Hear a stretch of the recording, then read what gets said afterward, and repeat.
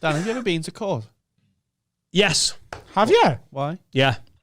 Because when my sweet mother died, she left me a Peugeot 106.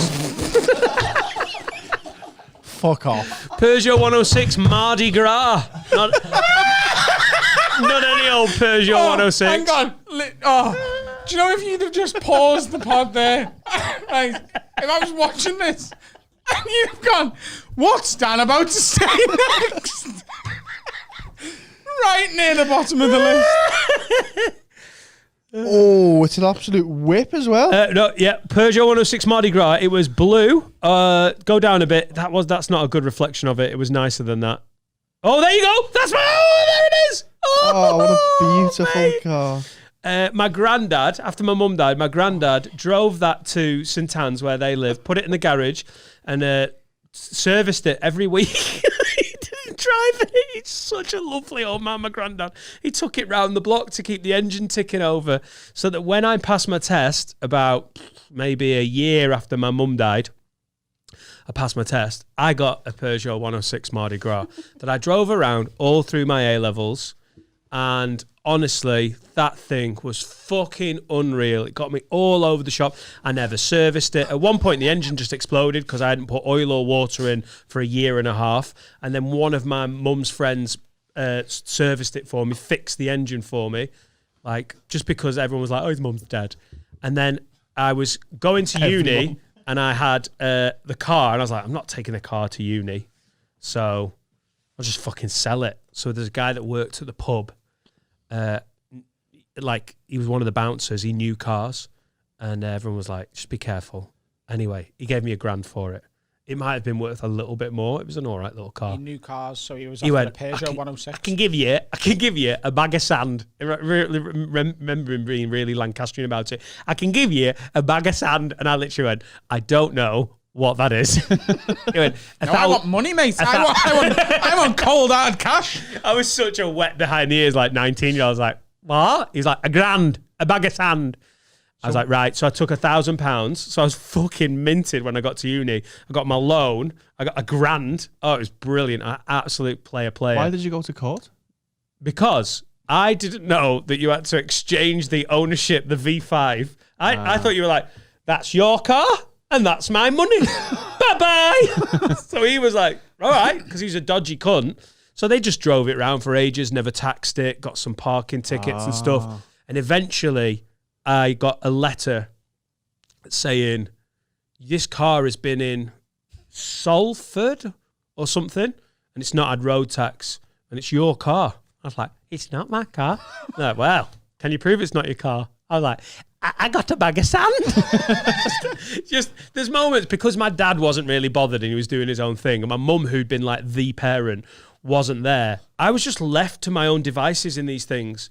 I lost my driving license after 2 years because I didn't. This was also part of the reason I sold the car. When you pass your test, this is so thick. I can't believe I've never said this. You pass your test, you've got 2 years to send the form in to get your proper driving license. I didn't send it in for 2 years. And I got to like 2 weeks till the cutoff point, sent it in, and in that time, they changed the form because 2 years had gone by. I sent the wrong form, and they sent it back going, that's the wrong form, and my 2 years was up. So I lost my driving license just through not sending off the application. Just test again. I had to do a driving test at 23 years old, 17, and again at 23 years old. I've passed my driving test first time twice. Fucking idiot.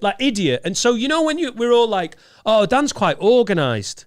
Like, I do the admin, don't I? And I know, I've just said, me and Finn were talking about it. I feel like sometimes I'm like the fucking, like the mum of the pod going, you need to do this, could you do that? I do all the admin-y stuff. He's Captain Big Ideas, Carl's production, and Finn's a rock. Captain Big Ideas, that's going on a t-shirt. But part of it is because I've had to learn the hard way. Like, as I'm sure it's been similar for some of us, because we've come I reckon from I will get there, because I'm getting, like those points on your license. Yeah.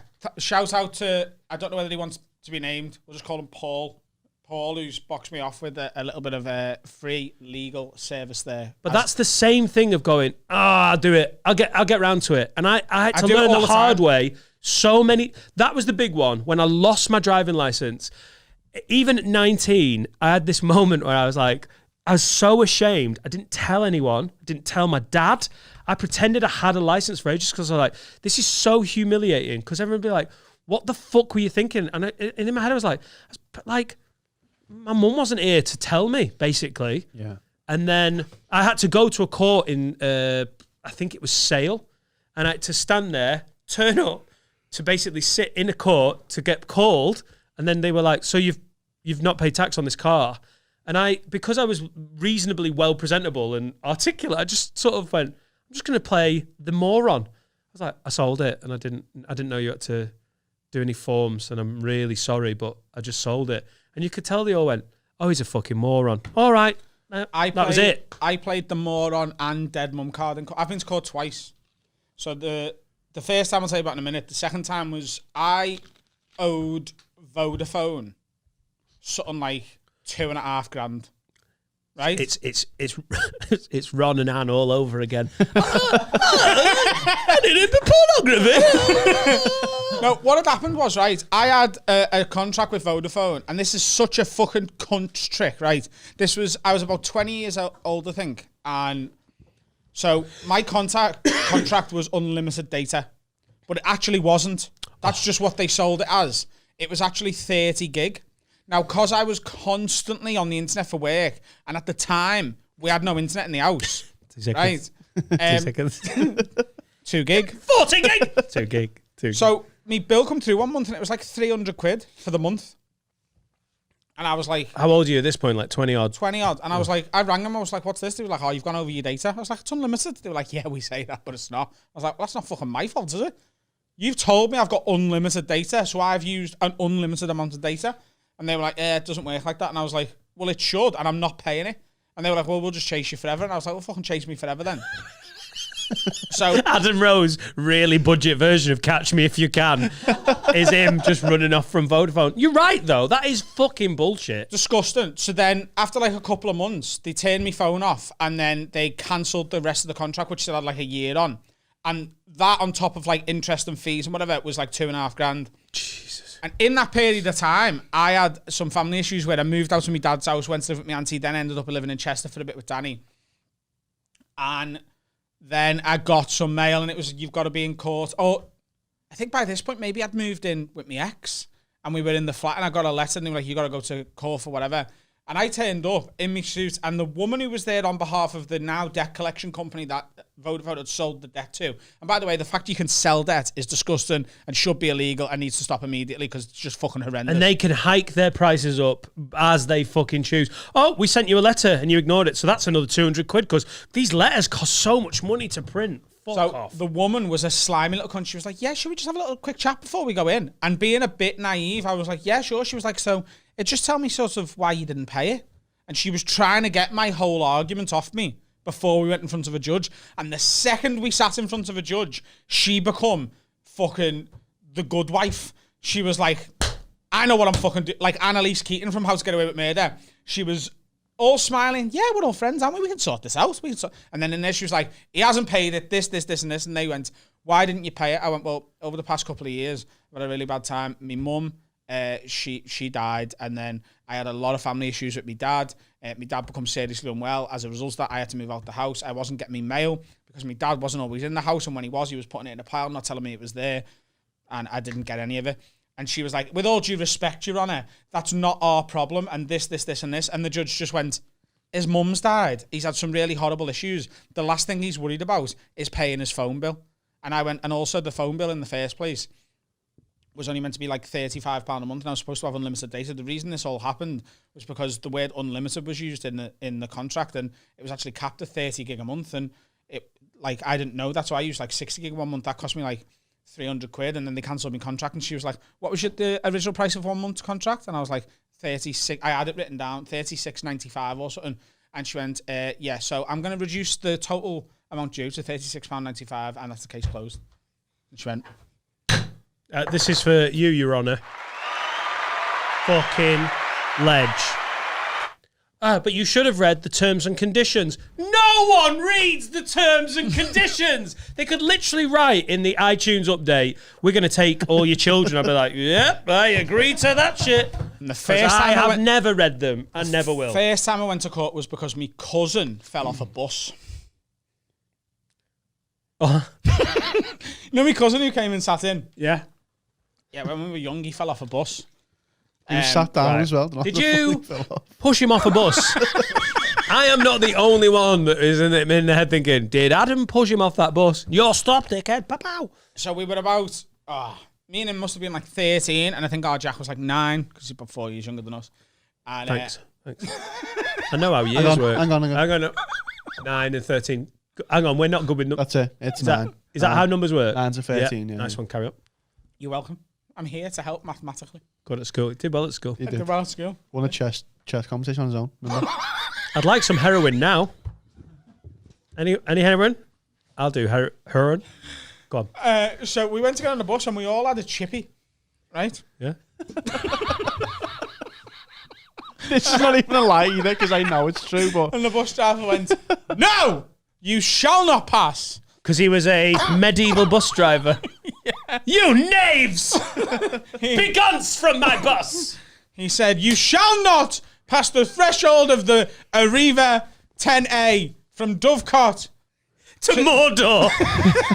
You shall not pass! You shall not with food."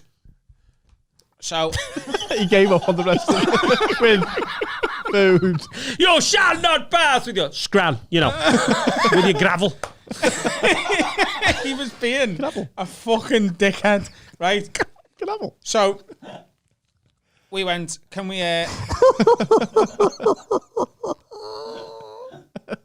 just put it in the bin then? Because we wanted to get to... I think we were trying to catch like a film at the cinema. Oh, it's hard, isn't it, when you're like chips or transport? Yeah. Oh. So, and can we just put it in the bin? And he went, yeah, go on. So me and our Jack stayed on the bus. We gave all the food to our... The bin was literally like 3 yards away. Gave all the food to our Danny, who went and put it in the bin. And then the bus driver tried to drive off with our Danny not on the bus. So we all went... Like, me and Jack both went, "What are you doing, mate? He's getting on." And then the people on the bus was like, "Stop being an arsehole there altogether." So he stopped the bus, opened the doors. And the second our Danny got 1 foot on the bus driver just drove off. He literally could have killed him. Literally, like he very, very, very nearly went under the wheel. Could have gone under a wheel. Fucking hell. He badly sprained both his ankle and his knee. Because, like, by spinning off the bus, he'd landed on his ankle, twisted it, and then that twisted his knee. He was like on crutches for a while. And then about 1.5 years later, we went to court and we're sat there. Me as our Danny's witness, our Danny as the plaintiff. The plaintiff, yeah. And there was another just old woman sitting next to us. And we were just like, she just kept making conversation with us and we were like, she's a bit keen. And then we realised after a while, because she went, "You don't remember me, do you?" And we were like, "No." She was like, "I'm your witness. I was on the bus." So she'd come to be our thing. And then this lawyer I've got nothing better to do. Fight the power. This lawyer come in. Now, do you know when you watch a TV programme, you know the lawyer who's been through 6 divorces and he's got 8 different children and he doesn't see any of them and they all hate him and his dog stinks and... It's Lionel Hutz from The Simpsons, isn't it? Yeah, Lionel Hutz. Yeah. Right. He comes in and he's like, "Right, I'm your lawyer." And we were like... Have you got any toothpaste? He's like, "Right, I'm going to have a quick look over the facts of the case and then I think we're in half an hour." And we're like, "You're going to have a quick look? 1.5 years we've been waiting for this. You're going to have a quick look?" He's like, "Yeah." And I think he went straight to the bathroom, like with his bag and everything. And then he come back out and he's like, "Right, I'm going to have a word with you." And then he come, like we were there for about 1.5 hours. And then we had this really young, he had like an assistant who was quite clearly going to be a much better lawyer than this guy one day. He was a really young, very, very, very camp, spiky haired with like a purple suit. Like, "Hi guys, I'm here to help, and I'm with Johnny, and like he's my boss, but I'll get you a cup of tea. Do you want a tea? Do you want a tea? Do you want a glass of Coke? Do you want?" Like, he was just that. Like, he was the PA. He sounds like every assistant producer I've ever been involved in a TV set. Like, "Do you want something? Yeah. Do you want something? You're in the dressing room." Yeah, him, right? So he's like, "Yeah," and then like he's there. And then he went into the room and he come out and he was like, "We've already lost.